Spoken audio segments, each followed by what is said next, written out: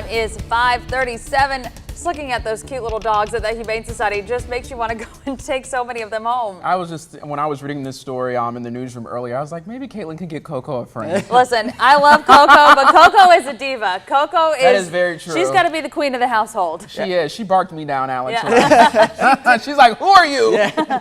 Who comes into my house? Yeah, speaking of your four-legged friends, we're kind of getting back into that pattern where you want to be mindful of taking them for walks in the afternoon hours with temperatures this hot. Yesterday, we made it up to 92 degrees, still technically below the average of 94, even though it felt hotter than that, and it's going to feel hotter than that as we head into the day today. Here's a live look across downtown Macon this morning from Atrium Health Navicent. The current temperature is 75 degrees with a humid start. 74 in Beach County, Byron, Fort Valley, 74 in Crawford County, 73 up in Monroe, 74 in Dudley, and 73 waking up in Dublin this morning. Still hanging on to 77 down in Unadilla, 76 in Montezuma, and 74 down in Rochelle this morning. Now, the radar picture is quiet. We didn't see much activity yesterday. That translated into not much through the overnight hours and a quiet morning to start the work week here in central Georgia. You go too far to the north, though, you run into this, a cold front across parts of Kentucky, Tennessee, on into northern Mississippi. That's trying to push down closer to central Georgia, but it is not going to have much luck in doing so. Here's how it shapes up on future view as we head through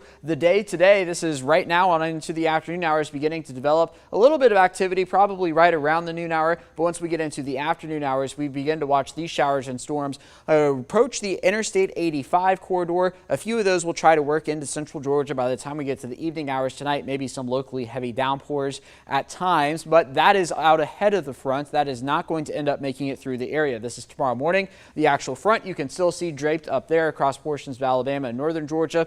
It's still going to push some moisture into the area, but it's not going to shift our winds, meaning the front is not going to be able to come through the area.